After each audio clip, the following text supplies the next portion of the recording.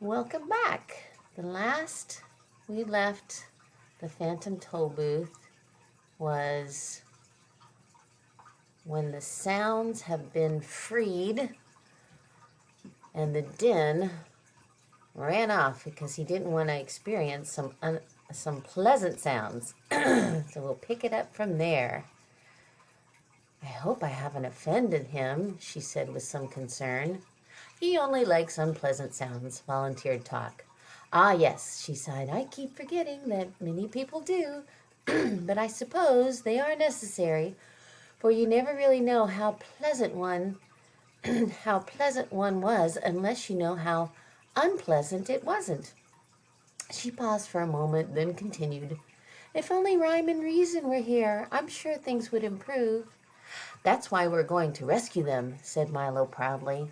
What a long and hard journey that will be.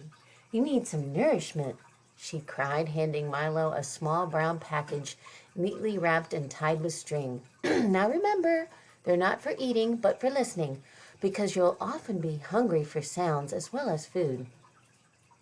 Here are street noises at night, train whistles a long way off, leaves burning, busy department stores, crunching toast, creaking bed springs, and of course, all kinds of laughter.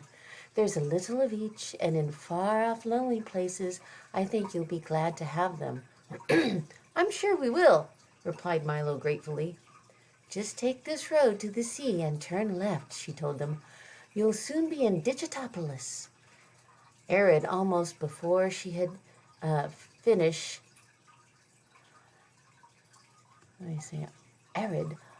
almost before she had finished, they had said goodbye and left the valley behind them. The shoreline was peaceful and flat, and the calm sea bumped it playfully along the sandy beach. In the distance, a beautiful island covered with palm trees and flowers beckoned invitingly from the sparkling water. Nothing can possibly go wrong now, cried the humbug happily. And as soon as he'd said it, he leaped from the car as if stuck by a pin and sailed all the way to the little island. I remember this part is funny. And we'll have plenty of time, answered Talk, who hadn't noticed that the bug was missing, and he too suddenly leaped into the air and disappeared. It certainly couldn't be a nicer day, agreed Milo, who was too busy looking at the road to see that the others had gone, and in a split second he was gone also. He landed next to Talk. There's a humbug flying. He landed next to Talk and the terrified humbug on the tiny island, which now looked completely different. Instead of palms and flowers, there were only rocks and the twisted stumps of long-dead trees. It certainly didn't seem like the same place they had seen from the road. Pardon me, said Milo to the first man who happened by. Can you tell me where I am? Pardon me, replied the man. Can you tell me who I am? The man was dressed in shaggy tweed and jacket and knickers with long woolen stockings and a cap that had a peak both front and back, and he seemed as confused as he could be.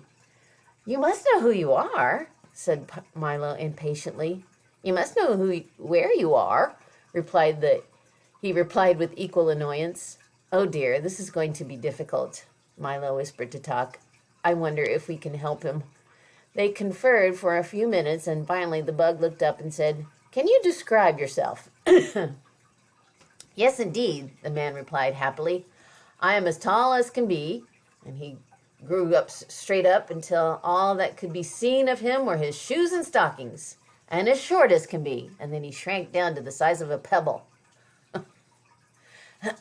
I'm as generous as can be, he said, handing them each a large red apple, and I'm as selfish as can be. He snarled and grabbed them back again. I'm as strong as can be, he roared, lifting an enormous boulder over his head, and I'm as weak as can be, he gasped, staggering under the weight of his hat. I'm as smart as can be, he remarked in 12 different languages, and I'm as stupid as can be, he admitted, putting both feet in one shoe. I'm as graceful as can be, he hummed, balancing on one toe, and I'm as clumsy as can be, he cried, sticking his thumb in his eye.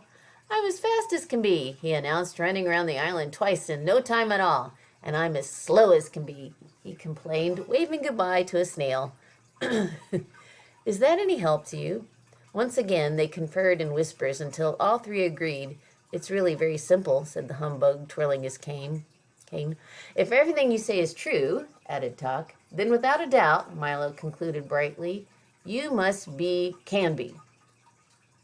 "Of course! Yes, of course," the man shouted. "Why didn't I think of that? I'm as happy as can be." Then he quickly sat down, put his head in his hands, and sighed. "But now I'm as sad as can be."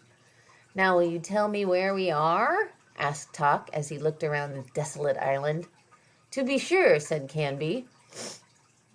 "You're on the island of conclusions. Make yourself at home. You're apt to be here for some time."